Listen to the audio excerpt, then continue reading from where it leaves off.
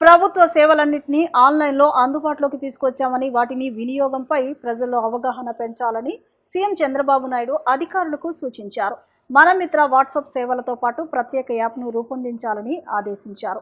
అలాగే రాష్ట్రంలోని అన్నా క్యాంటీన్లలో పట్టణ, గ్రామీణ ప్రాంతాల మధ్య తేడా లేకుండా నాణ్యమైన సేవలు అందించాలని పేర్కొన్నారు. క్యాంపు కార్యాలయంలో ఆర్టీజీఎస్ వివిధ శాఖల పనితీరుపై నిర్వహించిన సమీక్షలో ముఖ్యమంత్రి చంద్రబాబు కీలక ఆదేశాలు జారీ చేశారు. ప్రభుత్వ సేవలను ప్రజలకు మరింత సులభంగా చేరువ చేసేందుకు మనమిత్ర వాట్సాప్ సేవలపై విస్తృత ప్రచారం నిర్వహించాలని, ప్రత్యేక మొబైల్ యాప్ను అభివృద్ధి చేయాలని సూచించారు. అన్నా క్యాంటీన్ల నిర్వహణను మరింత సమర్థవంతంగా చేపట్టి గ్రామీణ ప్రాంతాల్లో కూడా పట్టణ స్థాయి సేవలు అందించాలని ఆదేశించారు. తాగునీటి నాణ్యతపై ప్రత్యేక దృష్టి సారించాలని, రోజువారీగా నీటి నమూనాలను పరీక్షించి కాలుష్యాన్ని నివారించాలని చెప్పారు. పరిశుభ్రత, పర్యావరణ పరిరక్షణలో ప్రజల భాగస్వామ్యాన్ని పెంచే వినూత్న కార్యక్రమాలు చేపట్టాలని సూచించారు. జలధార కార్యక్రమం ద్వారా వర్షపు నీటి సంరక్షణ, చెరువుల పునరుద్ధరణకు ప్రాధాన్యం ఇవ్వాలని తెలిపారు. ప్రభుత్వ భూముల రక్షణకు సాంకేతికత ఆధారిత పర్యవేక్షణ వ్యవస్థను ఏర్పాటు చేయాలని, గంజాయి నిర్మూలనకు మూలాల వద్దే చర్యలు తీసుకోవాలని ఆదేశించారు. మహిళలపై నేరాల నివారణకు కఠిన చర్యలతో పాటు శిక్షలపై విస్తృత ప్రచారం నిర్వహించాలని చెప్పారు. సుపరిపాలన కోసం రాష్ట్రంలో అమలు చేస్తున్న సాంకేతిక ఆధారిత విధానాలను త్వరలో జరిగే నీతి ఆయోగ్ సమావేశంలో ప్రదర్శించాలని ముఖ్యమంత్రి పేర్కొన్నారు. సినీ నటుడు నందమూరి బాలకృష్ణ 66వ జన్మదినం సందర్భంగా డిప్యూటీ సీఎం పవన్ కళ్యాణ్ ఆయనకు హృదయపూర్వక శుభాకాంక్షలు తెలిపారు. బాలకృష్ణ చారిత్రక, జానపద, పౌరాణిక పాత్రలు పోషించి ఎంతో పేరు ప్రఖ్యాతులు సంపాదించారని కొనియాడారు. కథానాయకుడిగా మరిన్ని విజయాలు సాధించాలని, ప్రజా జీవితంలో హిందూపురం ప్రాంతానికి ఎంతో సేవ చేయాలని ఆకాంక్షించారు. ఆయనకు సంపూర్ణ ఆయురారోగ్య సంతోషాలు అందించాలని భగవంతుణ్ణి కోరుకుంటున్నానని ఎక్స్ వేదికగా తెలియజేశారు. తమిళ సినీ దిగ్గజ దర్శకులు, నటుడు భారతీరాజా కన్నుమూశారు. అనారోగ్యంతో చికిత్స పొందుతున్న ఆయన 84 ఏళ్ల వయసులో తుది శ్వాస విడిచారు. గ్రామీణ నేపథ్య కథలకు సహజత్వాన్ని జోడించి తమిళ సినిమాకు కొత్త దిశ చూపిన దర్శకుడిగా భారతీరాజా ప్రత్యేక గుర్తింపు పొందారు. 1941 జూలై 17న జన్మించిన భారతీరాజా దశాబ్దాల పాటు దక్షిణాది సినీ పరిశ్రమలో తనదైన ముద్ర వేశారు. 16 ఏళ్ల వయసు, సీతాకోక చిలుక, ఆరాధన వంటి చిత్రాలతో తెలుగు ప్రేక్షకులకు చేరువయ్యారు. ఆయన తెరకెక్కించిన పలు చిత్రాలు జాతీయ స్థాయిలో గుర్తింపు తెచ్చుకున్నాయి. భారతీరాజా మరణంతో చిత్రసీమలో విషాద ఛాయలు అలుముకున్నాయి.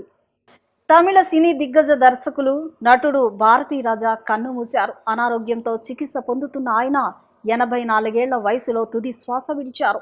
గ్రామీణ నేపథ్య కథలకు సహజత్వాన్ని జోడించి తమిళ సినిమాకు కొత్త దిశ చూపిన దర్శకుడిగా భారతీరాజా ప్రత్యేక గుర్తింపు పొందారు. 1941 జూలై 17న జన్మించిన భారతీరాజా దశాబ్దాల పాటు దక్షిణాది సినీ పరిశ్రమలో తనదైన ముద్ర వేశారు. 16 ఏళ్ల వయసు, సీతాకోక చిలుక, ఆరాధన వంటి చిత్రాలతో తెలుగు ప్రేక్షకులకు చేరువయ్యారు. ఆయన తెరకెక్కించిన పలు చిత్రాలు జాతీయ స్థాయిలో గుర్తింపు తెచ్చుకున్నాయి. భారతీరాజా మరణంతో చిత్రసీమలో విషాద ఛాయలు అలుముకున్నాయి.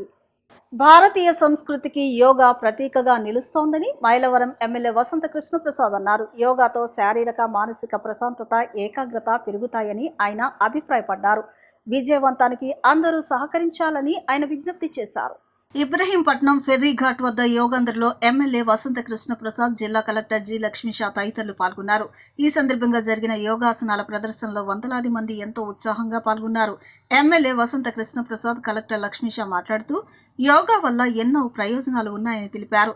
భారతీయ సంస్కృతికి ప్రతీక అయిన యోగాను ప్రపంచానికి పరిచయం చేసిన ఘనత మోదీదేనన్నారు. ఒత్తిడి, షుగర్, గుండెపోటు నియంత్రణకు యోగా ఎంతగానో ఉపకరిస్తుందని పేర్కొన్నారు. 21వ తేదీన జరిగే అంతర్జాతీయ యోగా వేడుకలకు సన్నాహకంగా ఈ కార్యక్రమాన్ని నిర్వహిస్తున్నట్లు చెప్పారు. యోగాతో శారీరక, మానసిక ప్రశాంతత, ఏకాగ్రత పెరుగుతుందన్నారు. యువత చెడు అలవాట్లు వీడి యోగాను అలవర్చుకోవాలని వారు సూచించారు. పాఠశాల స్థాయి నుంచే యోగాపై విద్యార్థులకు అవగాహన కల్పించాలని, యోగాంధ్ర విజయవంతానికి అందరూ సహకరించాలని కోరారు. కొండపల్లి మున్సిపాలిటీలో పవిత్ర సంగమం అవుతాయి. పవిత్ర కృష్ణానది తీరాన రాష్ట్ర ప్రభుత్వం ఈరోజు రాష్ట్ర వ్యాప్తంగా ఏవైతే యోగాంధ్ర కార్యక్రమం నిర్వహిస్తూ ఉందో ఇక్కడ ఈరోజు జిల్లా కలెక్టర్ గారు, జేసీ గారు, ప్రజాప్రతినిధులు అందరూ ఆధ్వర్యంలో పెద్ద ఎత్తున నిర్వహించడం జరిగింది.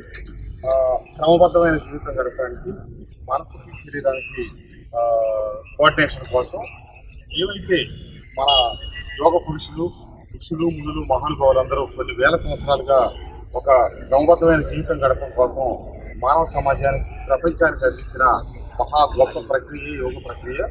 దాన్ని ప్రపంచం అంతా ఆచరిస్తూ ఉంటే మనం కొంతమేరకు నిర్లక్ష్యం చేస్తూ ఉన్నాం.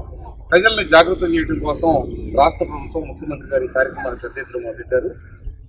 భారతదేశంలో అత్యంత శక్తివంతమైన నాయకుడు నరేంద్ర మోడీ గారు క్రమం తప్పకుండా యోగా చేస్తారు. అట్లాగే తెలుగు రాష్ట్రాల్లో అత్యంత ప్రముఖ వ్యక్తి, భారతదేశంలో ప్రముఖ వ్యక్తి చంద్రబాబు నాయుడు గారు యోగా క్రమం తప్పకుండా చేస్తారు. చెయ్యబట్టే వాళ్ళకి ఆ పని చేసే శక్తి ఇదంతా వస్తా ఉంది. తప్పకుండా అందరూ కూడా మన పెద్దలు మునులు ఋషులు ఏవైతే ఆచరించారో ఆ యోగ ప్రక్రియని, భారతీయ ప్రాచీన యోగ ప్రక్రియని కోరుకుంటూ అందరికీ యోగాంధ్ర శుభాకాంక్షలు. అందరూ మీ శరీరం మనసు కోఆర్డినేషన్ కోసం యోగా నిరంతరం ప్రతిరోజు చేయాలని కోరుకుంటున్నాను. దిగ్గజ దర్శకుడు నటుడు భారతీరాజా మృతిపై వైసీపీ అధినేత జగన్మోహన్ రెడ్డి తీవ్ర దిగ్భ్రాంతి వ్యక్తం చేశారు. భారతీయ సినీ చరిత్రలో గ్రామీణ జీవన విధానం, మానవ సంబంధాలను అత్యంత సహజంగా వెండితెరపై ఆవిష్కరించి ప్రత్యేక గుర్తింపు పొందిన దర్శకుడు భారతీరాజాని కొనియాడారు. దర్శకుడుగానే కాకుండా నటుడుగా కూడా తనదైన ముద్ర వేసి అనేక తరాల సినీ అభిమానులను ప్రభావితం చేశారని పేర్కొన్నారు. భారతీరాజా మరణం దక్షిణ భారత సినీ పరిశ్రమలకు, కళారంగానికి తీరని లోటని వ్యాఖ్యానించిన జగన్ ఆయన కుటుంబ సభ్యులు, అభిమానులు, సినీ పరిశ్రమకు ప్రగాఢ సానుభూతి తెలియజేశారు. భారతీరాజా ఆత్మకు శాంతి చేకూరాలని కోరారు.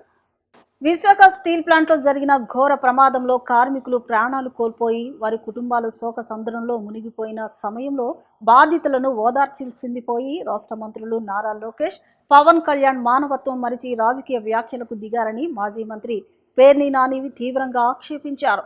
యాజమాన్యం నిర్లక్ష్యం, సిబ్బంది కొరత, కేంద్ర ప్రభుత్వ విధానాలే ప్రమాదానికి కారణమని ఆయన ఆరోపించారు.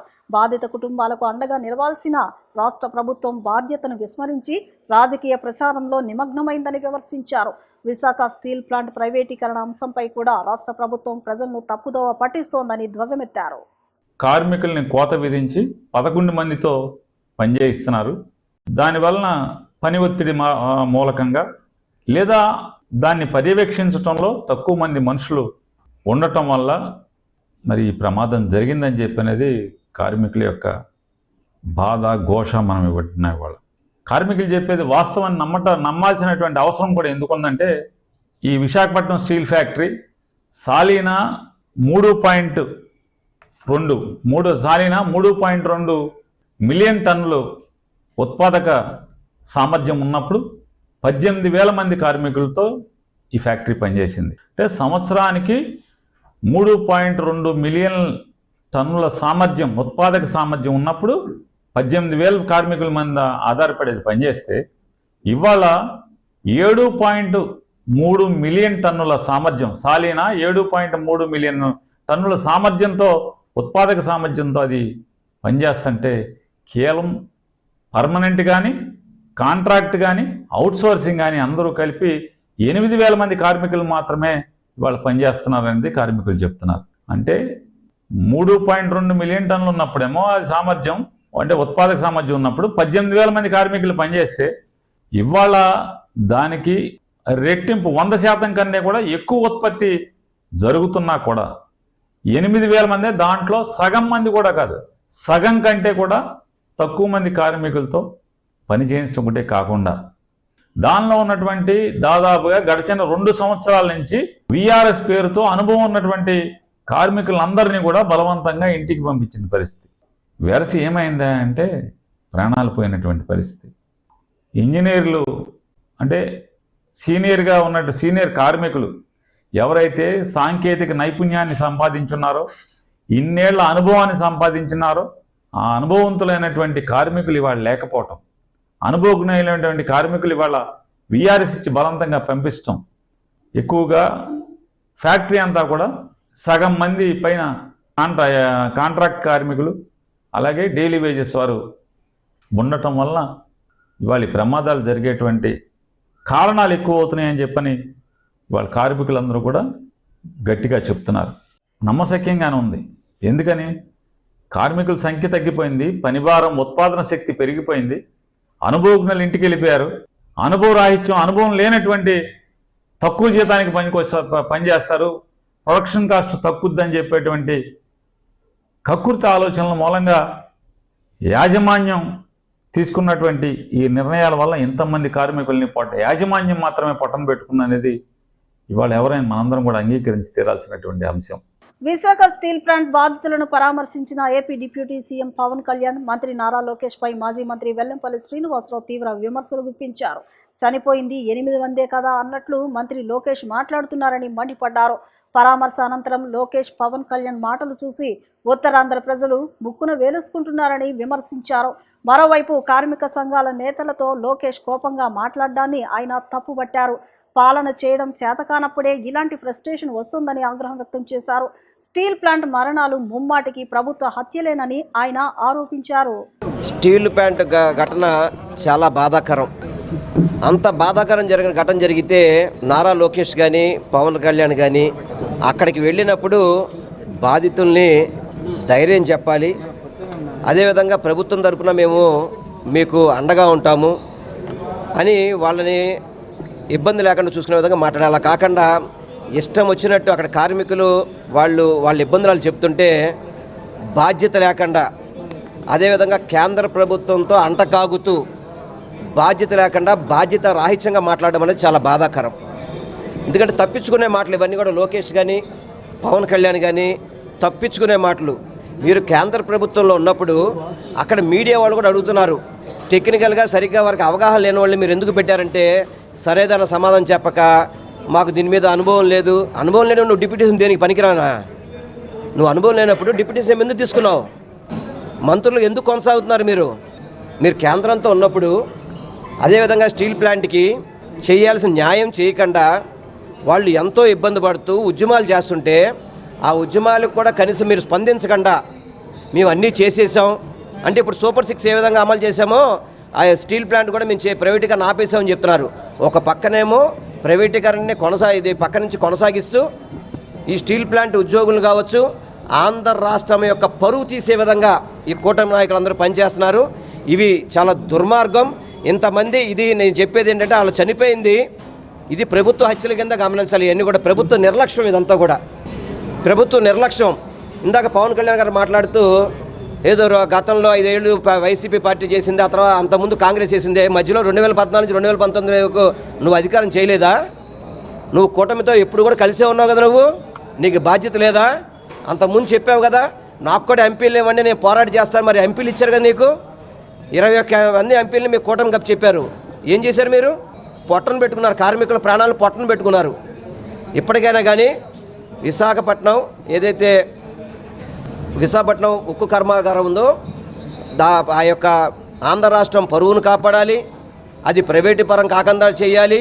అక్కడున్న కార్మికులందరికీ కూడా భద్రత కల్పించే విధంగా పరిపాలన చేయాలని మేము డిమాండ్ చేస్తున్నాం. ఇప్పుడు చిన్న విరామం తీసుకుందాం.